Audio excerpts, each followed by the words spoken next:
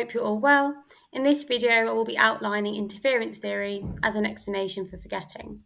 This video will focus on the AO1 section of this topic, which encompasses a knowledge and understanding of what interference theory is. Firstly, we need to understand what interference means in the context of interference theory. Interference essentially means that there is conflict between two sets of information that may be related or similar. The reason that forgetting can take place in our long-term memories is because although memories are available, they are unable to be accessed due to interference. An easy way to help to understand this is imagine your memories represent different books on a bookshelf. So each book is a memory. So now when you want to try to remember something, you may end up recalling a different memory or reaching for a similar book instead of the book or memory that you actually want. But then that doesn't mean that the book or memory doesn't exist. It is because there are other memories or other books that are blocking access to this memory or book. So that's just an easy way to help to remember and understand what interference theory means and what interference means in the context of interference theory. There are different types of interferences. The first type of interference is known as proactive interference. This essentially means when older memories make it more difficult to remember newer memories. The old is disrupting the new.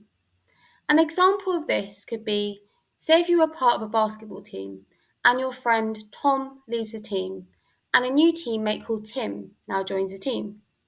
During basketball games, you may accidentally end up calling Tim Tom, which could be explained because the older memory of your teammate being called Tom is causing interference and blocking your ability to recall your new teammate's name, which is Tim, since the names Tom and Tim do sound quite similar. The other type of interference is called retroactive interference. This is essentially the opposite of proactive interference. This means that newer memories make it more difficult to remember older memories. The new is disrupting the old. I will provide the same example with Tom and Tim, but adapt the example with how it would show retroactive interference. So say if you're part of a basketball team and your friend Tom leaves the team and a new teammate called Tim now joins the team. So now when you try to remember the name of your previous teammate, you end up calling this teammate Tim instead of Tom. So your newer memory, your new teammate being called Tim, is disrupting and interfering with your ability to remember your previous teammate's name, which is Tom, because again, the names sound very similar.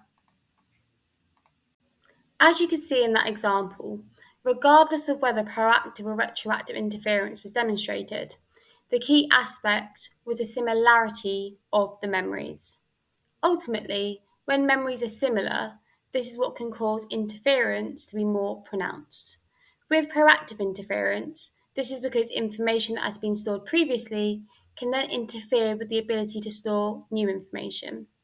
And then with retroactive interference, new memories can replace or interfere with the ability to remember similar previous memories. There is a study that supports the impact of similarity that was conducted by McGeoch and McDonald in 1931. For the procedure, the participants would be required to learn a word list until they were able to recall this word list without error, and then they would be given another word list to learn. There were 6 different groups, and the second list would vary in similarity depending on which group the participants were in. The first group were given synonyms, which means the second list of words would have similar meanings to the first list of words. The second group were given antonyms, which have opposite meanings. The third group were given unrelated words. The fourth group were given nonsense syllables. The fifth group had 3-digit numbers. And the sixth group was a control group, so they were not given another list of words. They would then be asked to recall the first word list. So now, looking at the findings and conclusions, it was found that ultimately, the more similar the second list was to the first list, the worse the performance was, and the more forgetting that there was.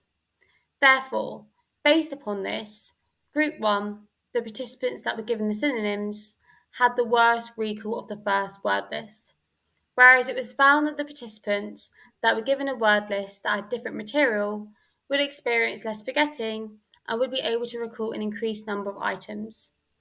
This therefore provides support for interference theory, as it shows that when memories are similar, in this example the two word lists in group 1 with the synonyms, then interference is more pronounced. This shows that the newer memory, so the new word list of synonyms, perhaps became confused with the older memory, which was the original word list, demonstrating interference, and then that is what caused the forgetting. The new words may have therefore not allowed access to the first word list, or the newer information is interfering and getting confused with the older information.